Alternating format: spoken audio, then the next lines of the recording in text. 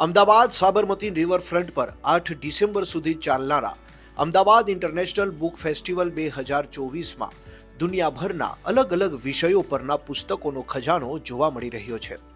તેવામાં આર્ય સમાજના book stall પર ઉપલબ્ધ એક ચર્ચિત પુસ્તક વિશે વ્યવસાય સીએ એવા કૃતેશ પટેલે જાણકારી આપે છે। પુસ્તકોમાં વેદોને સૌથી પ્રાચીન પુસ્તકો ગણવામાં આવે છે। 4 વેદોમાં શું છે, કેવા વિષયો પર લખાયા છે અને નાસ્તિકોના સવાલોના જવાબ આપતું આ પુસ્તક ઋગ્વેદાદી ભાષ્ય ભૂમિકા વિશે જાણીએ।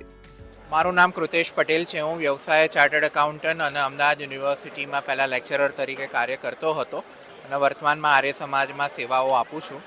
આ મહર્ષિ દયાનંદ સરસ્વતીનું પુસ્તક છે ઋગ્વેદાદી ભાષ્ય ભૂમિકા, જે લગભગ 1875માં પ્રકાશિત થયેલું। નાસ્તિકો અને વિધર્મીઓ દ્વારા આપણા વેદ પર એવો આક્ષેપ કરવામાં આવે છે કે વેદમાં ખાલી કર્મકાંડની જ વાત છે, વેદમાં કોઈ જ વિજ્ઞાનની વાત નથી। એના ઉત્તરમાં મહર્ષિ દયાનંદ સરસ્વતીએ આ ઋગ્વેદાદી ભાષ્ય ભૂમિકા, જે 4 વેદનું એક ઇન્ટ્રોડક્શન આપતું પુસ્તક છે, માં વેદમાં કયા કયા સ્થળે વિજ્ઞાન વિષયક વાતો છે એનું એક સંક્ષિપ્ત વર્ણન કરેલું।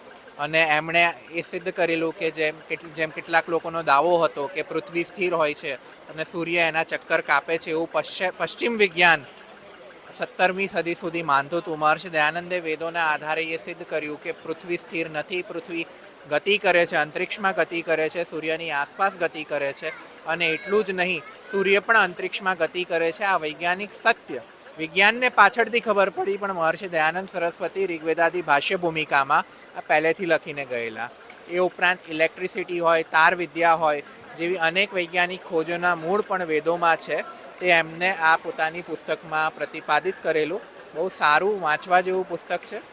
વેદ વાંચવાનો આપણી પાસે સમય નથી, કારણ કે 4 વેદમાં 20,000થી વધારે મંત્રો છે, પણ એક વેદનું ઇન્ટ્રોડક્શન આપતું આ પુસ્તક ઋગ્વેદાદી ભાષ્ય ભૂમિકા દરેકે અવશ્ય વાંચવું જોઈએ।